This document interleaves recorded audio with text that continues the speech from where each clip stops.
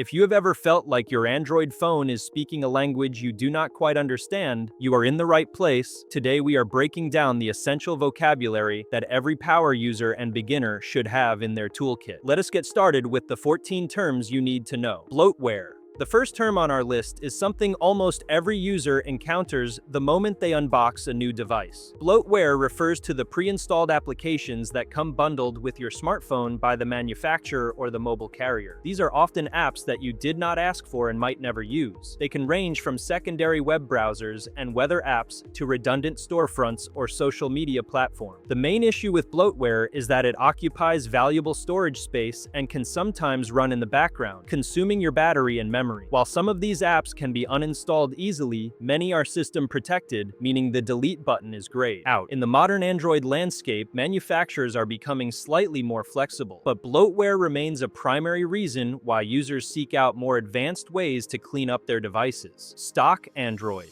When people talk about the purest form of the operating system, they are referring to stock Android. This is the version of Android as Google intended it to be, without any heavy modifications, extra features, or visual skins added by companies like Samsung or Xiaomi. Stock Android is known for its clean aesthetic, smooth performance, and lack of unnecessary clutter. It provides a consistent user experience that focuses on speed and simplicity. Devices like the Google Pixel series come closest to this experience. Many enthusiasts prefer stock Android because it usually receives software updates and security patches faster than devices with custom skins, as there is no need for the manufacturer to spend months redesigning the update to fit their specific interface. Safe Mode. Safe Mode is a diagnostic environment that is built into your operating system to help you troubleshoot problems. If your phone is crashing, freezing, or running extremely slow, booting into Safe Mode is often the first step to finding a solution. In this state, the phone only loads the essential system software and original apps that came with the device. All third-party applications that you downloaded from the Play Store are temporarily disabled. If your phone runs perfectly in Safe Mode, you know for a fact that one of your downloaded apps is causing the trouble. This allows you to identify and uninstall the problematic software without the system crashing on you. It is a vital tool for maintaining the health of your device without needing a full factory reset. APK. You might have heard people talking about downloading an APK, but what does it actually mean? APK stands for Android Package Kit. It is the file format that Android uses to distribute and install applications. Think of it like exe file on Windows. Every app you download from the Google Play Store is an APK, but the process happens automatically in the background. However, Android allows you to manually install these files from other sources, a process known as sideloading. This is useful if you want to use an app that is not available in your region, or if you want to try an older version of a specific application. You must be careful when handling these files, because installing them from untrusted websites can expose your phone to security risks. Developer Options. Hidden inside your settings menu is a secret panel called Developer Options. It is not visible by default because it contains settings that can significantly change how your phone behaves. To unlock it, you usually have to tap your build number 7 times. Once inside, you gain access to a wide range of advanced tools. You can change the speed of window animations to make your phone feel faster, monitor your active memory usage, or enable hardware overlays. It is also the place where you find settings for USB debugging, which is essential if you want to connect your phone to a computer for advanced tasks. While it is designed for app developers, regular users often visit this menu to fine-tune their device performance or prepare for more advanced modifications. OEM Unlock. If you ever plan on moving beyond the standard user experience, OEM Unlock is a term you must understand. This is a toggle found within the developer options we just mentioned. OEM stands for Original Equipment Manufacturer. Enabling this setting tells your phone that you, the owner, give permission for the bootloader to be unlocked. Without enabling this switch, the security systems of the phone will prevent any attempts to modify the core software. It acts as a safety lock that ensures no one can easily tamper with your operating system if your device is stolen. For enthusiasts, it is the very first door that must be opened before any serious customization can take place. Bootloader.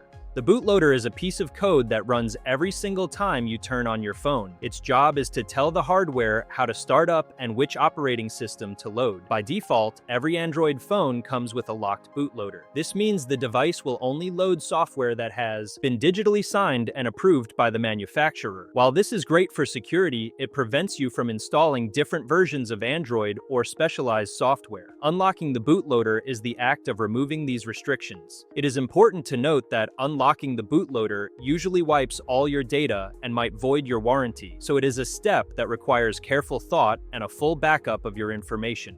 Rooting. Rooting is the process of gaining administrative or superuser access to the Android operating system. By default, Android limits your permissions to keep you from accidentally deleting vital system files. When you root your phone, you are essentially taking off the training wheels. You get the power to delete any app, change system fonts, increase the clock speed of your processor, or use specialized apps that require deep access to the hardware. While rooting offers incredible freedom and the ability to customize almost every aspect of your phone, it also comes with risks. It can make your device more vulnerable to malware if you are not careful, and some banking or high-security apps might stop working because they detect that the system integrity has been modified. Recovery. Every Android device has a hidden partition known as recovery. This is a separate environment from the main Android OS that you can boot into using a specific combination of physical buttons. The standard recovery that comes with your phone is fairly limited, usually only allowing you to perform a factory reset or clear the system cache. However, power users often install a custom recovery. A custom recovery provides a touch-based interface and advanced features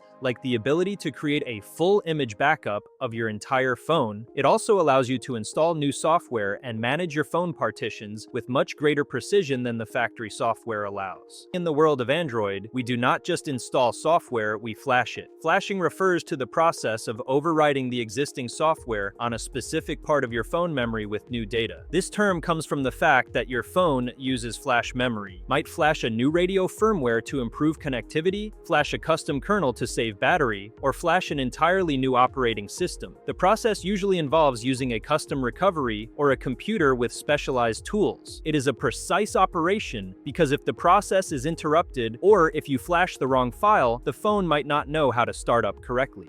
Custom ROM. A custom ROM is a third-party version of the Android operating system developed by the community rather than the original manufacturer. If you are tired of the software your phone came with, or if your manufacturer has stopped providing updates for your older device, a custom ROM can give your hardware a second life. Some ROMs focus on providing a clean, stock Android experience, while others are packed with hundreds of customization options that you will not find anywhere else. They are built from the Android open source project and are a testament to the flexibility of the platform. Kernel. You can think of the kernel as the bridge or the translator between your phone hardware and its software. It is the core component of the operating system that manages the communication between the processor, the memory, and the applications you run. When you touch your screen, the kernel is what tells the processor to respond. Custom kernels are popular among enthusiasts because they allow for fine-tuning of the hardware performance. You can use a custom kernel to underclock your CPU to save massive amounts of battery, or overclock it to get better performance in demanding games. It also controls things like screen color profiles and vibration intensity, making it a very powerful piece of the Android puzzle. Bootloop. A bootloop is a situation that every Android tinkerer fears but will likely encounter at some point. It is a state where the phone fails to complete the startup process and keeps restarting over and over again. You will see the manufacturer logo appear, the phone will stay there for a moment, and then it will suddenly black out and start the process again. This usually happens when there is a conflict in the system files, often after flashing a module or a ROM that is not compatible with the device. While it looks scary, a boot loop is generally fixable. Usually you can return to your recovery menu and undo the last change you made or perform a factory reset to get the system back into a working state. Brick. The final term we are discussing is the brick.